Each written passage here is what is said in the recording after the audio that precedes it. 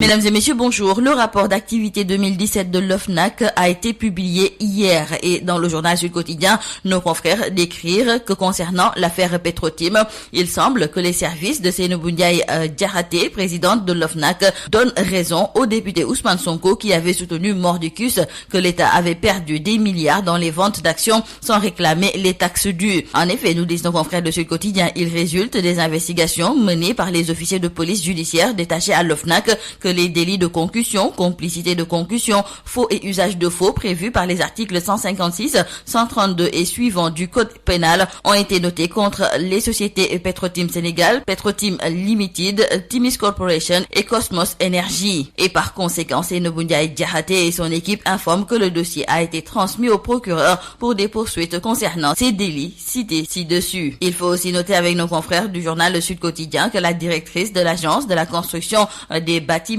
et édifices publics, Madame Socé Diop John, a été épinglée dans le rapport d'activité 2018 de l'Office national de lutte contre la fraude et la corruption. L'organe de contrôle a aussi transmis ce dossier au procureur. Il faut aussi signaler avec nos confrères du journal Les Échos que l'Azer a été épinglé dans le contrat Azer Mina Distribution du milliardaire Pape Ali Gueye et l'équipe de Seynabou Ndiaye Diakhaté a noté des fautes de gestion à l'actif du directeur général, de l'agent comptable et même du ministre du budget d'alors, Birima Mangara. Parlons du coronavirus ici au Sénégal. Notre pays a enregistré hier son deuxième cas. Il s'agit d'un résident français âgé de 80 ans qui est arrivé au Sénégal le 29 février et qui a été diagnostiqué positif. Et pour nos confrères du journal Critique, avec ce deuxième cas apparu à Guédiawaye, c'est la psychose dans cette localité. Nos confrères du journal LAS trouvent même que la psychose gagne tout le pays avec ce deuxième cas de coronavirus. Et avec la présence du coronavirus ici au Sénégal dans le journal Tribune, c'est le député Cheikh Bara Dolly Mbacké qui demande purement et simplement l'annulation du Magal de Porokhane célébré ce jeudi 5 mars. Et dans la foulée, le religieux et homme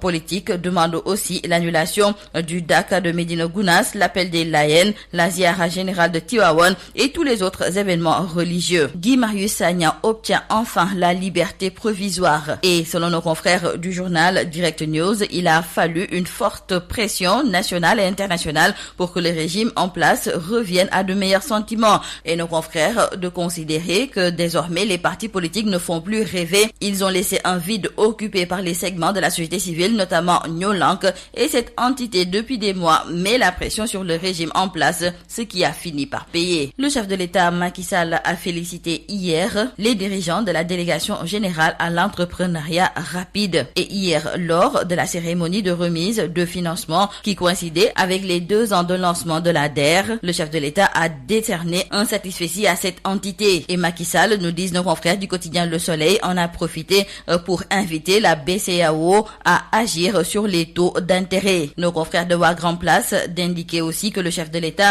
a dénoncé donc le taux d'usure de la Banque centrale qui est selon lui trop élevé. Parlons à présent de l'affaire Lamine Diack I2AF. Nos confrères de Dakar Times ont obtenu les 87 pages de l'ordonnance de renvoi de cette affaire et après lecture, ils ont remarqué que le juge Van Ruymbeck a fait de la littérature sans apporter la moindre preuve des accusations portées contre Pape Massata Diack et son père. Et pour renforcer son argumentaire, il a exposé les salaires, les commissions et les termes des contrats de Jack fils. Et donc, selon nos confrères, ce sont juste des broutilles, mais pas des preuves. Terminons par le sport. Nos confrères du quotidien du sport Stade nous parlent aujourd'hui de la Coupe de France. Lyon PSG. La rencontre est prévue ce soir à 20h10. Et pour nos confrères, c'est un choc de niveau Ligue des Champions. C'est tout à vos journaux et très